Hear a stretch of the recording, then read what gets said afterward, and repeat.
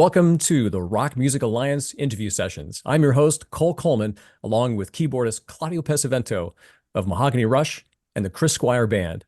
On our show today, he's well known as the bassist, co-lead singer of King's X, but he's also got his own solo career going on, and recently guested in a music video with the band Cactus on a new version of their song, Evil. Welcome to our show, dUg Pinnick. Hello. Good afternoon. Thanks for coming on, Doug. It's good to see you. My Doug, pleasure.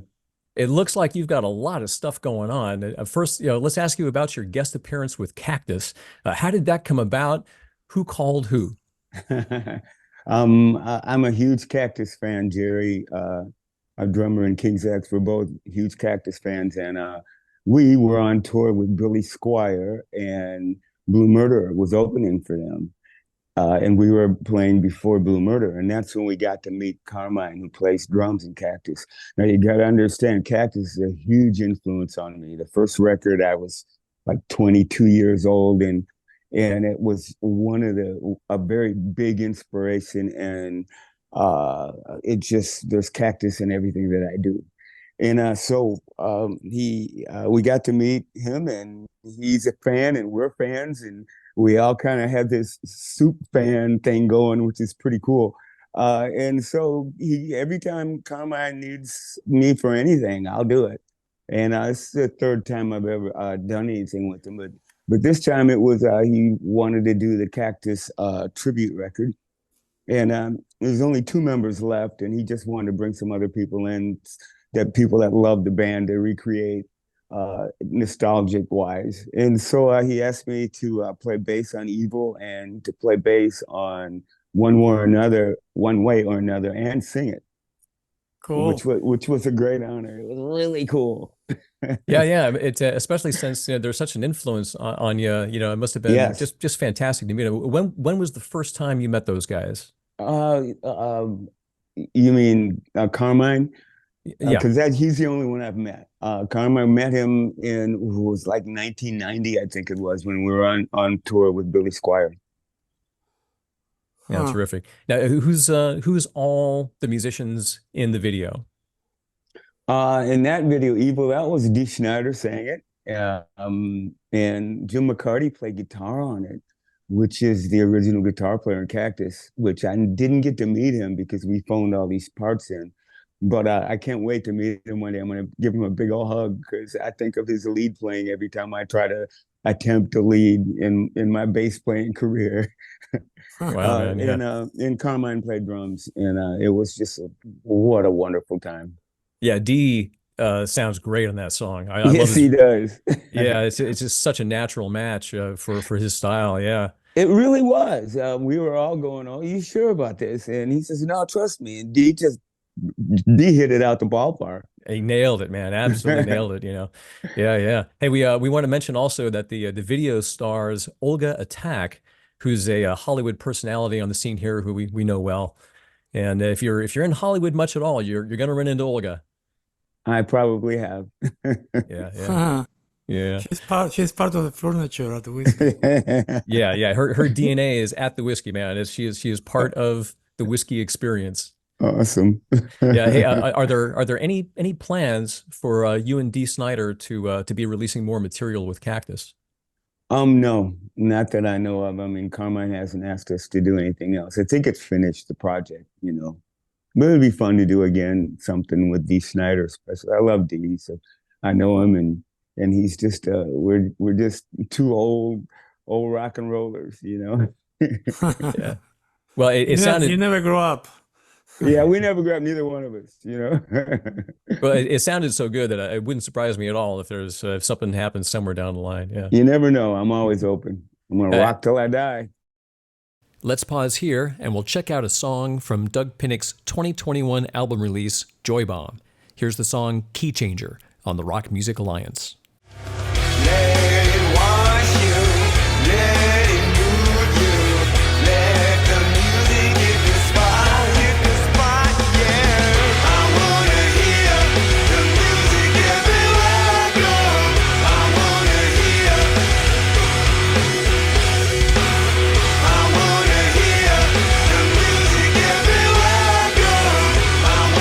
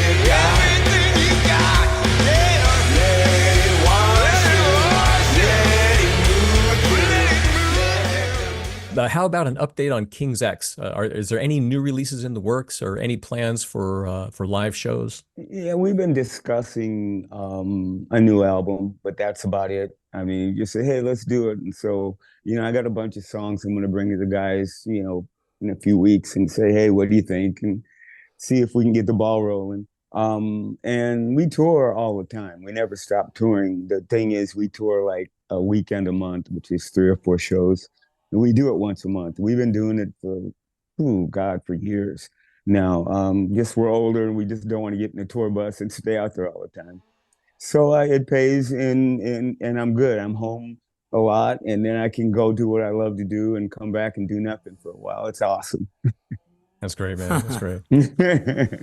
Yeah. Hey, by my count, King's X has been together for 45 years and has around 18 releases.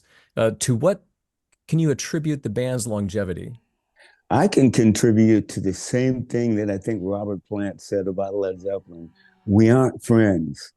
We don't hate each other. We're brothers. We don't have anything in common. We don't hang out. We don't talk. We don't have any competitiveness going between us. There's no real attitudes. We get together and we know something special happens when the three of us get together and we find joy in it, I think, and we continue to do it. Like I always say at the end of every show, we hate each other as much as we love each other, and we would die for each other and we would kill each other. And that is us. And it's a great family. All our friends and close friends, and they all understand us and know us. And it's just a beautiful family of King's X people.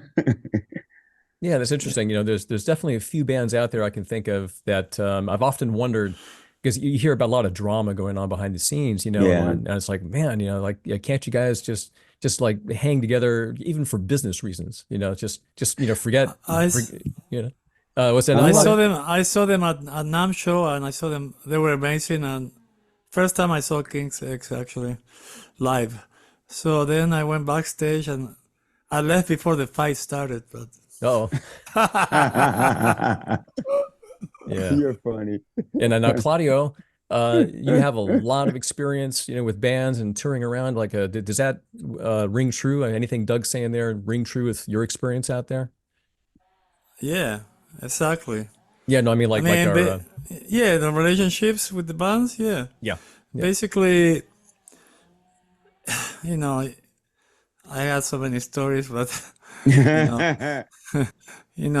especially, after the show, it's like everybody wants the attention for some reason, and I was getting too much attention. I was the new guy in the band, so it was a little bit of, I don't know how you call that, competition. But on stage, it was magic, basically. And the musicians, they're all great players, and the energy was there. And that's the most important part, basically, when you're together in there, and the energy is so powerful and explodes. Yeah. That's it. Yeah. So, Yeah, Doug, what's that? You have more there, Now Claudio? I wanted to ask Doug if you, I always think that Jimi Hendrix was one of your biggest influences, but I don't know if he was. He wasn't. No? The only thing that Jimmy and I related to was his mother died when he was really young. And Really? the way he was raised, it caused him to be the person he is. Okay. And the music that he made. And I related to that from his life. My life was similar, not exactly, but as a child, left-handed, we even look alike. We even sound alike when we sing. Yeah, when you sing. I remember when I was a teenager. Well, no, I wasn't a teenager when Hendrix came out. Yeah, I was about 19. I was playing, singing. No, I was older than that. I think I was like about 21, and I had put a headband on, and I played, and I had a guitar in my hand, and I was a left-handed player. And Yeah, exactly. and people would say, you're just like Hendrix. But the truth of the matter is, I never liked Hendrix till I heard Band of Gypsies. He didn't make it. The music wasn't soulful enough for me. It was a lot of psychedelia, and I didn't care about it. I was more into R&B, like really hardcore R&B. Yeah, So I when was talking about I was talking more about your voice and the well, the fact that thing about his voice and my voice is we have similar voices, and there's this thing that he does when he started listening to Bob Dylan, where he slides his words off. And I found myself doing the same, not because it sounded like Hendrix, but as I got older, it just seemed like I wasn't holding the note up as much as I used to, and it would always fall off. And I thought, well, Hendrix did it and Dylan did it, so just leave it in your vocabulary as you age. And that's actually what I did. But the uncanny thing is, Jimi Hendrix and Phil Lynott, I can imitate them. I mean, seriously, you wouldn't know the difference. I can do that because I can mimic vocals, I'm a singer. So we all probably can do that if we tapped into it. And it's easier for me to sound like them because my voice is similar to theirs. cool. My favorite singers are Aretha Franklin, Stevie Wonder, Sly, and the whole family Stone, and Wow. Mavis Staples. I would say all those people are who I try to sound like when I sing. Well, I think you're doing it. The one thing that definitely comes through in your vocals is soul, man. Thank you. Definitely. Yeah. Definitely. It's Number rock. one. It's rock full soul. Thank you. It's very good. Yeah. I wanted to ask also, it's kind of a journalistic, question about production. I've noticed all through the King's X releases, it's just the trio, the trio of you guys. Like, why has King's X stayed away from bigger productions and like the use of keyboards in your studio productions? It just seems like King's X is the three of us, and anything else just kind of takes away from whatever it is that we create. Because I think the nakedness of all three instruments is what makes the magic. Back in the early days, I think it was the fourth album. I think we put a cello and maybe a violin in a couple songs, but it was more like the riff, like on the big picture when the bass goes, if you really listen hard, there's an oboe going. So those little things were in there, but we couldn't find, we never took anything and layered it with another instrument. It just never made sense to us. We never sat down and said we can't. We never even, it just never came up more than anything. And if a producer wanted to put something in a song, I think we didn't really complain. I remember Brendan O'Brien what did he put in Pretend? He put this keyboard thing in Pretend, and you could barely hear it. But that was it, no one seemed to want to change the magic that King's X makes in the studio with producers. And, It sounds really full. It sounds really full when I saw you guys. Yeah. I mean, it's empty full. You know what I'm saying? There's an emptiness, but a fullness at the same time. Nothing's cluttered. Yeah. There's a completeness to it. It sounds complete, to my ear. I mean, I could definitely hear the addition of big production if you wanted to go that route. So I was just curious, why you guys, stay, because like I said, we could do that, and it's not over. Yeah. Oh yeah. Yeah. We might get placed. Let's just do a whole, and just explode it up and do a whole nother thing with violins and cellos. I mean, well, actually on our last album, which was Three Sides of One, there's a song that Jerry wrote. Which song was that? But I charted the violin cello part on that. And I even actually wanted it in there, and I hummed the melody, and I said, we should put this in the song. And we did. And on Flood, there's a part, it starts out with violins. In the middle of it, there's 3 breaks, and when it stops, a violin goes, and then we come back in with the band. So yeah, we've used stuff outside of that. So I don't know what I'm talking about. So anyway, if you ever need a note to borrow a note from me, here it goes. Okay. Look at that. Okay. Also we have put a few keyboard things in past albums, and I played piano on something on our last record, but it was like 2 notes halfway through the song, so That's yeah, production. yeah, it's all about production. So, but we've never thought about actually incorporating something that was like a monolith orchestrated thing. It's like Billie Jean. Billie Jean is, the first note from the riff is double. It's a Yeah, double yeah, dun dun dun dun dun. Dun. Yeah, it's production. There you go. yeah. Let's pause here and we'll check out a sample of the classic King's X song, Over My Head, on the Rock Music Alliance.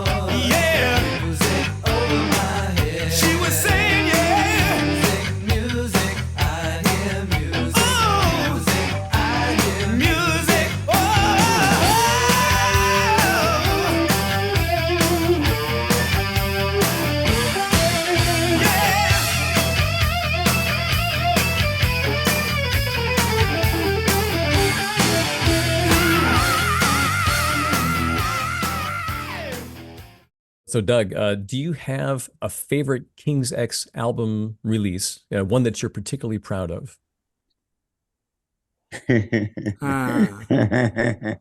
That's a hard one. Yeah. I can say that the one that I think will always stand up to the test of time, it seems to have so far, is Dog Man. Just because it's sort of like when I put on the first Black Sabbath record and as a kid, and you just kind of go, yeah, I remember how heavy that was. I think that record just reminds, the next generation, you can still be brutal. Other than that, I can only say what people tell me, and Gretchen Goes to Nebraska is like this classic record that people call classic. I have no clue because I'm a part of it. But I know that at Berkeley in Boston, they used to use that album for a semester to dissect songwriting. And I was told that by several people that were in the songwriting class at Berkeley, which was, wow, that's pretty cool that they would take our music and dissect that and say it had some worth to it. So we've got a chance to like dabble into all that stuff just a little bit. Yeah. Congratulations on that. I would say that that's really quite an honor, to be picked out and studied. Like, wow, But yeah, as I was going through your catalog in the last couple of days, I definitely agree with you. It's like the ones that struck me as being particularly strong albums, I thought were Dogman, and the self-titled King's X. Yeah. I like that record. I think that I don't, there's things I don't like about it for sure, but the songs, I really like them. There's a few songs I wish we could redo or I could work on some more, but isn't that the way it always is? But at the end of the day, to me, that was the King's X. That was it's like 4 records from the first one to that, 4 records. We kind of defined who King's X was, and it was time to move on. And that's why I like Dogman after that, because Dogman was, when Brendan came to produce us, he said, what do you want? And I said, we want to sound like we do live. We don't want to sound produced, because the first 4 records were very produced. And not to cut them down, but it was just a new era, and grunge was happening, and everybody was just stripping things down to the bare minimum. in production, it was way more simple. And we got Brendan in there, who was the master at it. I mean, he's a guy that kind of started that whole dry, sort of thick, fat production. I remember when I heard Jackal, I put that record and I'm going, there's bass in the mix. There's like the kick drum. I mean, everything is fat, and it made my stereo sound good. And I go, who did this? And it was Brendan O'Brien.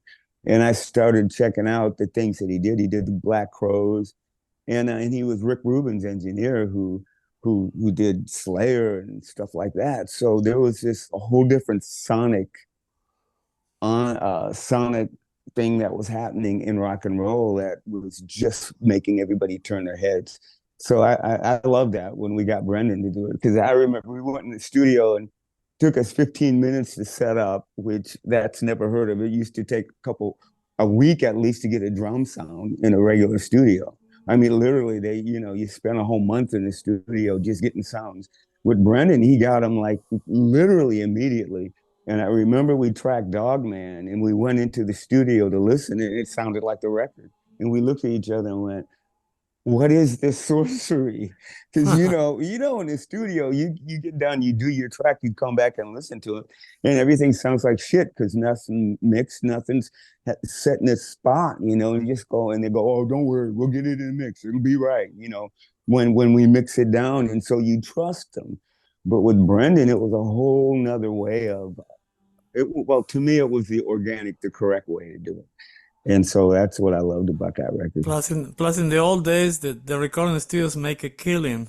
No, they did. With the studio, time, yeah. like 2 hours, whatever, how many hours, but yeah. Oh, yeah, we take hours breaks, day breaks. Like, oh, we got to do this. We got to work on the drum snare. Come back in 2 days. And, you go down to the music store and get 100 snares, and you sit there and beat them all day. Like, you know what I'm saying? I used to go, what the fuck? Well, it all came together. It all came together on those albums really well. I mean, it's noticeable. Right? Yeah. You're skimming through stuff. And it's like, wow, that sounds like really strong, really good. So Dogman and King's X, self-titled album. King's X is awesome. Hey, let's pause here for a word for our sponsor, and we'll when we come back, we're going to ask Doug about his own solo music and his early years. Awesome. Attention guitar players, the Thimble Slide allows you to slide and fret, freeing your slide finger.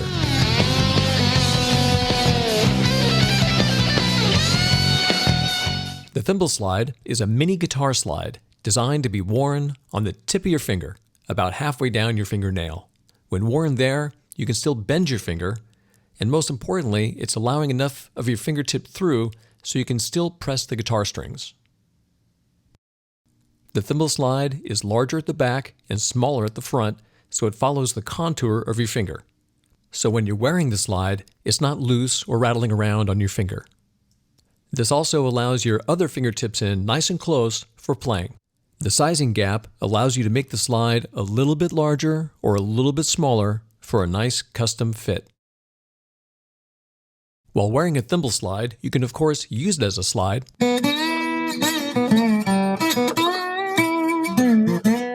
But more importantly, you can still press the strings while wearing it. So you can play chords, play lines, bend notes.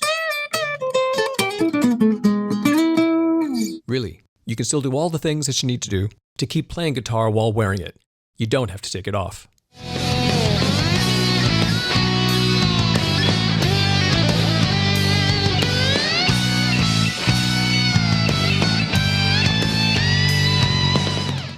With its patented shape, you can slide and fret while wearing the Thimble Slide. Visit thimblslide.com. That's thimblslide.com. This is Johnson Pessa from The Cult. Join the Rock Music Alliance. Yeah! Hey, we're back with Doug Pinnick on the Rock Music Alliance. Doug, what's your latest release as a solo artist? Latest release is Joy Bomb. Came out a couple years ago, maybe 2 years ago. For me, making solo records, for me, is I just want to make them better in my mind. And so for me now, this record was my best offer I could offer to the world from my standpoint. And so it came out not too long ago. I have a video out on YouTube. It's called Key Changer by dUg Pinnick from the Joy Bomb album, and easily just cue it up. And it's a lot of fun. It was a lot of fun to do the video. And also, I've just finished my next record, and I guess we're talking about October release. I don't have a date yet for it, but and they tell me not to name it because if you name it, then there's scammers out there and they'll put the record up for sale and then take your money. And so I have to wait till it's officially announced. But yeah, my new record's finished and I got 10 songs on it, and I'm all excited about them. In fact, to me, it's better than Joy Bomb, and I'm real excited about it. And you brought up Naked earlier, which came out about 12 years ago. I think it was maybe 10 years ago. What I did was I had just moved to California, and I made this record in my bedroom with the Superior drums and did it all myself. And I put the record out, just to fans. I didn't even have a record label. And but about 2 years ago, I pulled out the tracks and remixed it and took all the compression and all the stuff out, put a better drum sound in it, and re-released it on vinyl. And I made it as analog sounding as I could. So, because I love vinyl, but vinyl doesn't sound good when you squash it to make it sound modern. And so it was released not too long ago. So yeah, my Naked record was the re-release of it on vinyl. And I think it's even up on streaming. We lost you there for a sec, but we got it. Yeah, you got okay. Yeah, you were just saying that Naked was a re-release or a remaster? Yes, it was remastered and remixed. I remastered it, remixed it, and then put it out for vinyl. I wanted it just to have a wider, clearer sound. Took all the compression away, all the effects that we put on modern music. I tried to do it more analog sounding. Gotcha. Any plans to get out and perform live just as dUg Pinnick? Every now and then I do that. Whenever it hits me, probably every 10 years, I think I go out and do a couple shows. And it's on my mind. Been thinking about it because it kind of would be fun to pull out some new songs and play them. I thought about maybe just playing around LA area, doing a few shows in some little bars and have friends come out and see us play. It's no big deal for me. I'm not trying to, go, I'm here, I'm going to make it, because, I'm just dUg. Come out and hang out with me. We'll have some barbecue later. Sounds like a good time, man. Yeah. Yeah. Hey, I see that in 2023, you had a release with Eric Gales. How did you like working with Eric? Eric and Thomas Pridgen, man. I've known Eric since he was 16. We took him on the road in the early 90s. His band, his brother and drummer and him went out with us, and the first record came out, the Eric Gales Band, it's called. And so yeah, I've known him forever. I call him my little brother. And Thomas Pridgen was a drummer for Mars Volta. And it was just a friend of ours who's Mike Varney, his name is, a producer. He called us up and said, hey man, why don't you guys get together and we'll make a record? And I'm going, okay. So we all went up to San Francisco area and sat down and made 2 records, and it was a lot of fun. And I've known Eric forever, so, I've seen him forever. So it's like, I'm not impressed. He's one of the greatest guitar players in the world, Yeah, I've seen him live yeah, twice. It's stupid. He's good. Yeah, I do a guitar show out in Dallas. You ever been to this one? It's the Dallas International Guitar Show. Yeah, I went to a couple. Yeah. I played one once. With King's X? Yeah. Great. Yeah. That's where I saw Eric for the first time. Cool. Yeah, he was playing away, and like everybody inside the building was like slowly kind of like starting to turn their heads towards the outdoors, like, what's going on out there? What is this guy? And we all kind of walked out there like, wow, this guy's like really something, Yeah. He's always been really, really insanely good.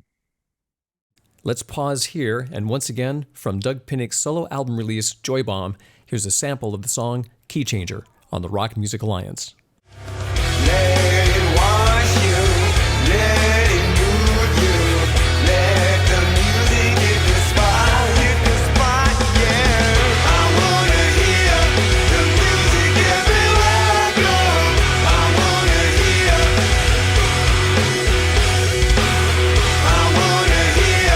the music everywhere I go. I wanna hear. Yeah, stay up all night, got no time for sleeping. Up the radio, let it feed your head. Everything don't have to have a rhyme or reason. Let the boogie woogie dance inside your head. Turn up your stereo, turn up the rock, turn up your DJ, turn up everything you got, yeah. Let it wash you, let it move you, let the music hit the spot. I wanna hear the music everywhere I go. I wanna hear. I wanna hear the music everywhere I go. I wanna hear. Turn up your stereo, turn up your headphones, turn up your DJ, everything you got, yeah. Let it wash you, let it move you. So, Doug, take us back in time a little bit. I know you grew up in a musical family in Braidwood, Illinois, but what was it that inspired you to pick up the bass guitar, and want to pursue music as a career? Well, I can say that my family were not musical per se. They didn't play music. Nobody had any instruments. There was nobody that, well, I had an aunt who had a organ, a little organ in her house, but nobody ever played it.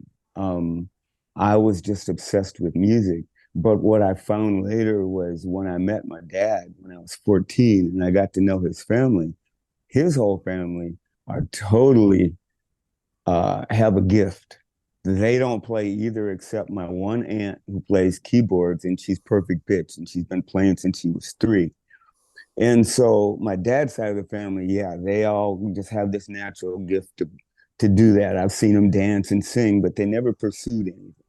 But I didn't grow up with them. I didn't know anything about them until I was in my 30s, I guess, when I started to inquire about that part of the family.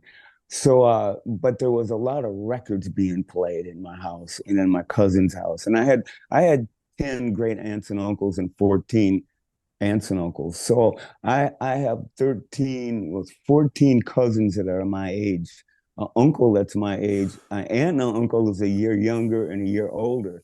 And then I can continue and spread it out to how many the rest of them are.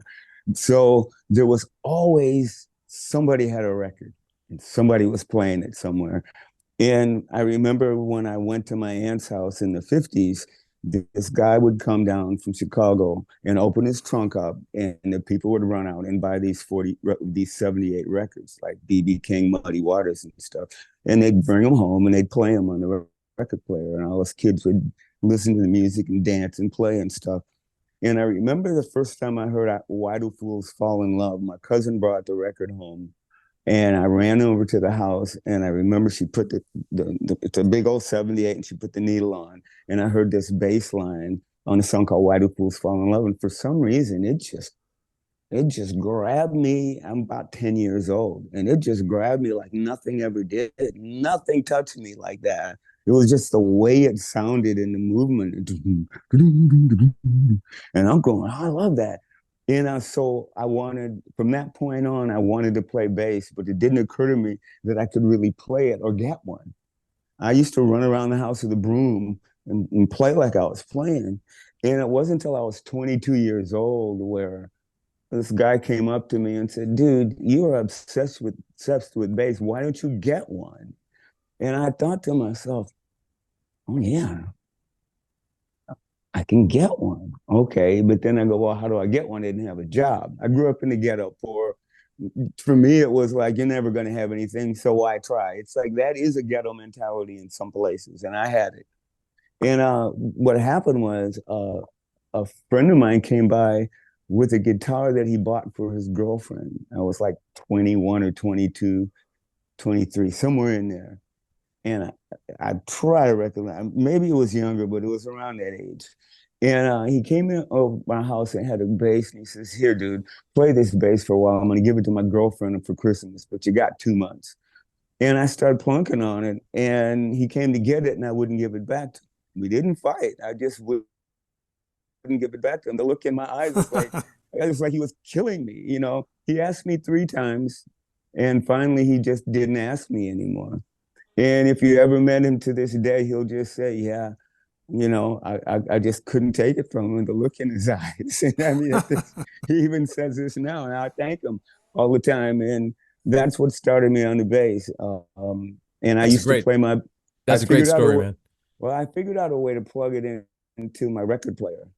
And that's the only way I could hear it on my headphones because they didn't have an amp. And that's basically, I have Deep Purple on this side and my bass on the other side doing machine hand. So you got all the distortion going on. Yes, that's how I learned. Well, Chris Squire is a guy, you know, John Entwistle was where I got my distortion from. We all know that. You play bass. Yeah. Corey, you got to get around to asking you about that. I mean, you know, did you ever listen to Chris Squire and John Entwistle? Yeah, dude. When I play Yes records now, you know, because I don't, I don't play a lot of music, listen to music anymore. We're too busy taking care of our business. But every now and then I'll pull out a Yes album, and I think the one that made me laugh the most was Roundabout, not close, or Close to the Edge, and Fragile. Those 2 records and 9021, whatever the name of that record is. When I listen to the bass lines, I laugh all through that record because I stole everything from him. Really? You know? Yeah, it's the way he did it. Is what I take from him. It's the way he did it, the way he put his parts. He could be busy, or he could groove, or he could lay on one note. I remember on Close to the Edge, we just go bomb, bomb, in those wide open spaces. And you hear that in King's X. I'm hitting just one note and letting it ring out. Yeah. But, you know, I love the way he played and how, Roundabout, it's like I memorized that song. It was like, it was hard to go, you know, but I got it. You know, I still struggle with it, but I love to pull it out and go, this is how I learned how to play this shit. It's funny because when he played live, you know, every time that I see him, he plays one note, it's like a boom. You know, you can hear the vibration on everywhere, you know. Yeah, it's interesting. At the time that I first heard Yes, I was very young, but I listened to music all the time. And I know like bass playing bass playing for the masses, at least at that point, you know, bass players really kind of blended in, you know, they were blending in, but they were grooving, but their tone was kind of blending in, and what they were playing was kind of blending in. And it was very pleasant, very pleasant, but they didn't really stand out much, you know. But when I first heard Yes and Chris Squire, it was like, it's a whole other dimension. And I mean, everything about Chris Squire was standing out, you know, but it did not take away from the music at all. It was musical. It was completely integrated, you know, the bass was standing out, but totally integrated in. It was really amazing. It was a musical part, you know, to the song. And I think that's what I took away from him more than anything. Yes, there was always, in Paul McCartney was the same way. And I think that's his biggest influence. Yeah, even Sting, you know. I think that singers who play bass who do come up with more melodic bass lines. I really do think that, you know. It's just because that's where we're thinking. We're thinking melodies all the time. Makes sense. And yeah, you know, there's definitely the pioneers that I'd have to, you know, Paul McCartney for sure, man. And like sometimes you hear some of those Beatles songs and man, he is all over the place in that thing, you know. But you got Paul McCartney, John Entwistle, Chris Squire, and of course that whole thing was later picked up by the Rush bassist, Right. got a mind block, Getty. Geddy Lee, man. But then, Well, and we he, can go back further. And, my biggest influences before the 70s was Jamie Jamerson and Willie oh Weeks yeah, and those bass players that were played from Motown and James Brown and that kind of stuff. So even that was a different take because bass was the dominant thing in soul music. I mean, you knew the song by the bass line. yeah, The yeah. bass, the bass line started the song out. Doom, doom, doom, doom, doom. That's my girl. Yeah. Funny I Hey, think because bass has gone around in so many different circles. Chris told me that his biggest influence was Paul McCartney and John and the guy from The Who, John, what's John his name? Yeah, Entwistle. Yeah. I, Yeah, I I read that and I saw him say that in one time. I finally got to see him speak live and shook his hand, and that was it. I didn't. I'm just a fan walking by, but he has no idea. I wish he was still around, and I wish he could hear my pedal because my pedal is directly stolen from what I got from him. Uh, and I think of Chris Squire still to this day of how he changed everything that I did in bass. yeah, And you got to know him and play with him. yeah. And I miss when him. next time I see you, I got a lot of questions to ask you. I remember I got to tell you this story real quick. We're back in Chicago when I lived. It was Chicago Fest, and I went up there. It was like 73 maybe or 74. And yes, Leonard Skinner, Gary Wright, and Peter Frampton played. And it was it was an outdoor festival. And I remember I had never seen Yes, and I was so excited. And I remember when they set all the equipment up, and I'm looking, trying to find out what's he playing through. There was a Marshall cabinet with a head and a acoustic bass amp folded cabinet, and that was it. And I'm going, so that's how he does it. He uses a guitar and a bass amp. And I went home, and everything changed from that day on. Yeah. Very So it's cool. funny because I mean, when he died, I called him and left him a message on his answering service and his cell phone, and so all these years, I tried to call him sometimes Oh, to leave a message, and the last time I called, his daughter answered the phone. mm, Now she's using his phone. Yeah, oh, that's it. wow. That was not too long ago, actually. Yeah. Yeah, great stories, Oh, guys. Great stories. Good to hear that awesome. stuff. Maybe you guys should have some coffee or something, and Yeah, well, Yeah, I I would see love him all the to. time. Yeah, yeah, we it's live with great. each other, so we can do that. It's great, man. Yeah. Well, I wanted to find out what motivated you to come to Los Angeles. Um, two reasons. One, when I was 6 years old, this kid named Charlie Sexton, Oh mm, yeah. not that same Charlie that you know. This is Oh, okay, another. okay. No, and he was just a schoolmate in a grade school, in first grade, and the teacher announced Charlie's going to move to California, to Los Angeles. And I remember the first thing we ever heard about California in the 50s was it was heaven on earth. Everything started there. Everything was cool there. Everything else was backwards all across the United States. If you were in California, you were cool and nobody else was. And this is the way that what society looked at California. So when he moved there, I went, oh my God. And so in the back of my mind, I've always wanted to live in California. Okay, number two is 2000 housing crunch happened. Bands weren't making money. Everybody was broke. Record companies were dropping bands. We're all starved to death. I thought, well, what are you going to do, Doug? Are you going to lose your house because you can't make the mortgage? Or do you want to just fucking get in your car and go to California and just figure it out like you would have if you were 21 years old? So what I did was I packed everything that I needed and went to California, and I rented a room for $1,000 a month. I even wrote a song about it on the Naked record. And Uh, from that point on, and when I got there, I was shocked to realize that I knew more people in LA than I knew anywhere else in the world. and so many people who love King's X, I love their band, and they've all reached out. And through the years, I've just got this whole network of brothers and sisters who all make music, and we're peers of each other. We love each other, and it's turned into a beautiful thing. And I remember the first time I came to California was 1968. No, I'm sorry, it was 1969, and I was in a show group called the Spurlos, and we did these show tunes across the country in churches and high schools. And I remember when we got to LA, I got out of the car and my feet tingled.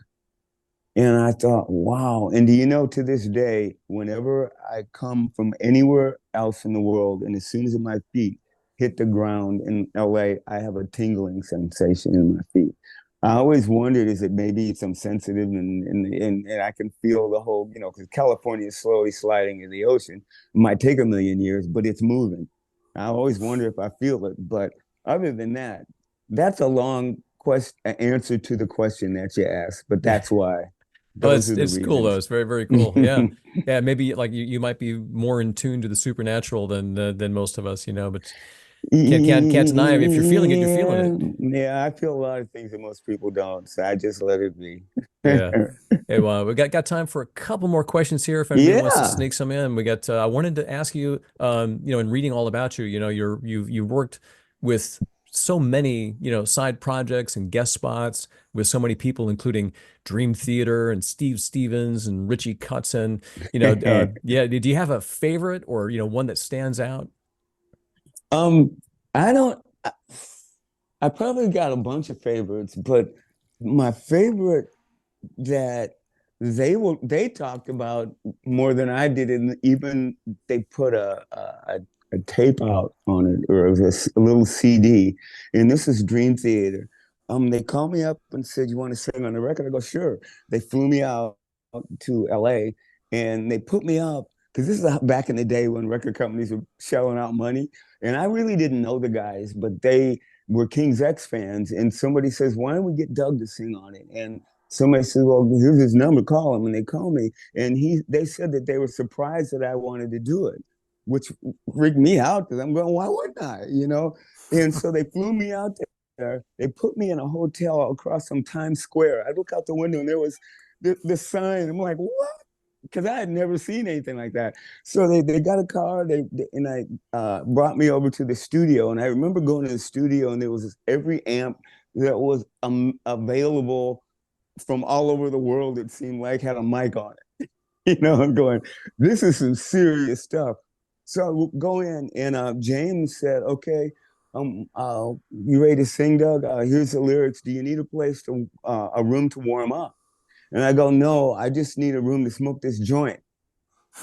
And so they got me a room, and they cleared it with the people that were there. And so I went in this room, smoked this joint, and I came out and I tracked the song twice, I think it was, and that was it. And I remember they recorded it, just the vocal track.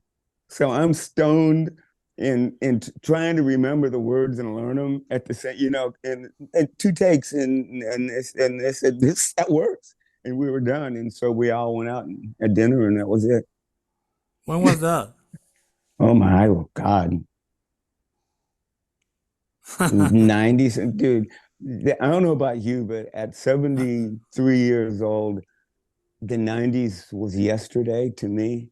So I don't know. When did that record come Me out? Dream neither. Theater? Lines in the Sand. Yeah, I'd have to It look was it up, early but 90s. yeah, I think it was. yeah, that's what I remember a bit or feels like, Yeah. Yeah. What was KXM? That was George Lynch from Dokken, and Ray Luzier from Korn. We had been friends for a long, long time. Ray would come see King's X back before he even played with David Lee Roth, and we'd hang out after the show. And he'd always say, "If you need a drummer for your solo project, let me know." And we just knew each other. We were just always around. And one time Ray was having a party, No, I'm sorry. George, yeah, Ray was having a birthday party for his kid who was turning like 2. And George Lynch came. And the three of us said, hey, man, let's make a record. And George told me that he listened to the Gretchen album doing acid and it changed his life. So and I told him that what is this song called on the Fourth King's X record? I just what I know about love. That guitar part. I was doing George Lynch when I wrote that song, so we both are talking about how we influenced each other, which is pretty cool. And so somebody said, let's make a record. And as always, when you go out, everybody says, let's make a record, and hardly anybody calls anybody to really do that. It takes that alpha to do that. Well, George is one of those. George got a studio and called me and Ray up and said, look, what are you doing on this so-and-so date? I got a place for us to work on a record. It was like, you couldn't say no. And so we drove up in the mountains to this place and made our first record, which was so much fun. And we made 4, I think, after, or 3 or 4, I lost count. Cool. But yeah. All right, man. And, all right. and we got about 5 or 6 videos out. You should check them out. It's KXM. Got another band called Grinder Blues. Check that out too. Grinder Blues. We have a video. Go check that out. All right, man. Check them out. My commercials. Yeah, check them out. Grinder Blue and KXM. Grinder Blues. Blues. Grinder Blues. Got it. Hey, maybe one more here. You've been such a prolific songwriter, what's your inspiration for ideas to write about, in lyrics? Lyrics are always just whatever I'm thinking at the moment, because everything else, I'll feel like I'm just making it up. So it has to be a story or something I'm feeling deeply, which means that I write more songs than lyrics. I've got about 50 songs right now with no lyrics. But they come sooner or later, dribble in, and I feel like I've got something to say here from my heart, and I'll find a song to put it in.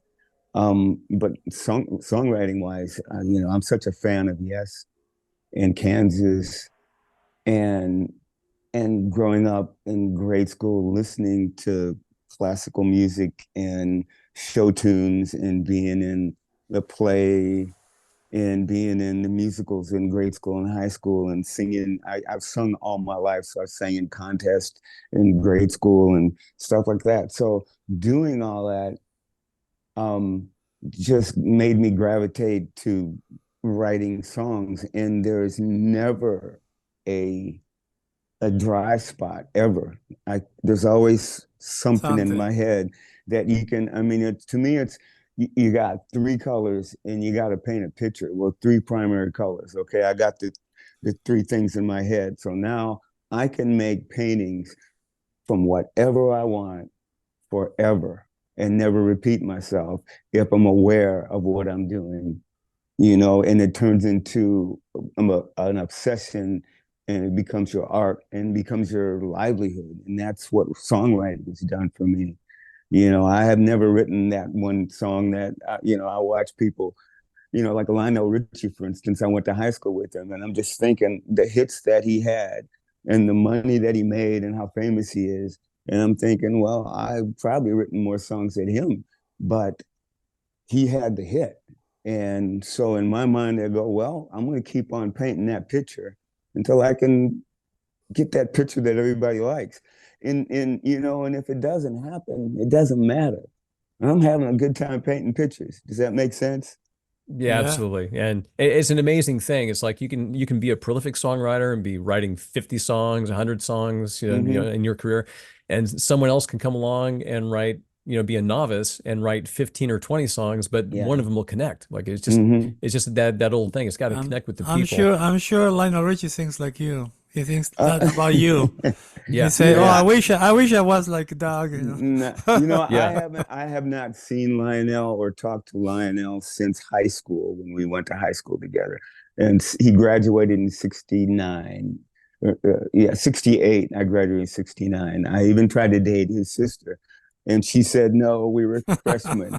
But I do have a friend his parents are best friends with Lionel's parents. So we have a connection, but I've never reached out to Lionel ever. But the thing about songwriting also, you know, what was I going to say about, there's something triggered me when I brought up Lionel, but I forget. Never mind. Anyway, next question.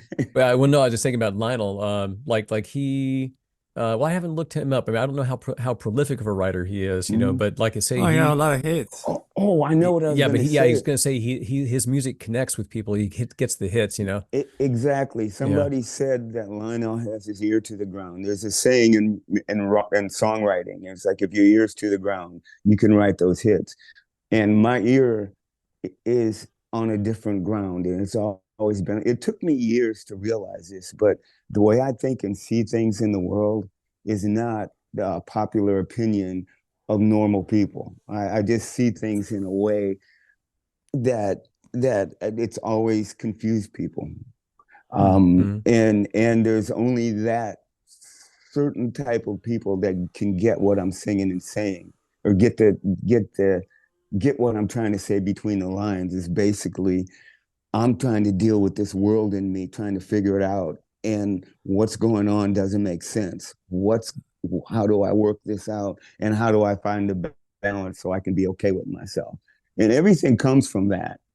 And as I'm becoming more okay with myself, more songs are coming out that are sounding more encouraging. My new record, I think, you know, hopefully I sound like a grandpa who's been through it and has something good to say about getting there, rather than saying, "Oh, I'm old now and might as well give up and die." You know, I feel like I'm halfway up the mountain and ain't but a few of us, and I'm looking down going, "Come on, you can do it. I can, come on."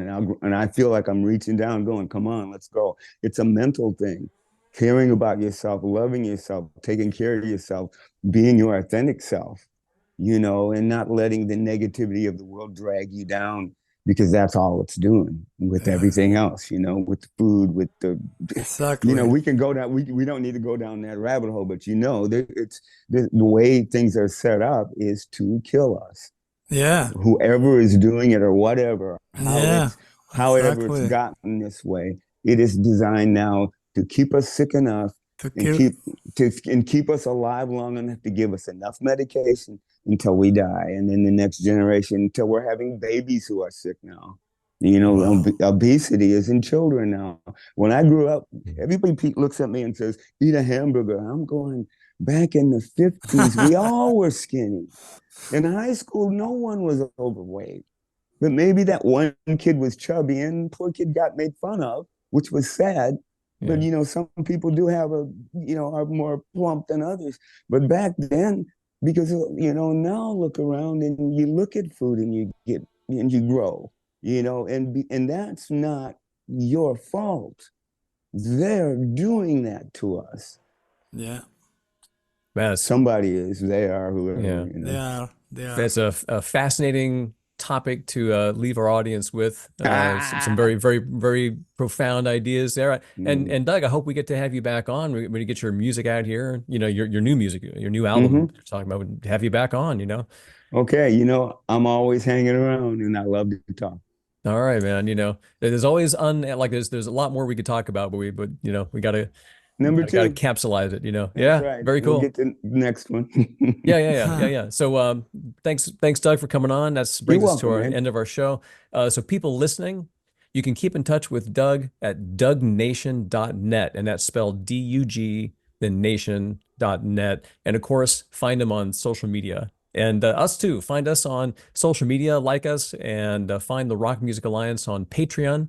Join us there and be a part of what we do. We'd appreciate that a lot. And look for our exclusive content there as well. Maybe we'll get an exclusive with Doug here before we go. So, sure. Doug, thanks for being our guest today on the Rock Music Alliance. You're welcome. I'm Cole Coleman. And for Claudio Pesavento, the Rock Music Alliance, and the RMA Awards, thanks for watching and listening.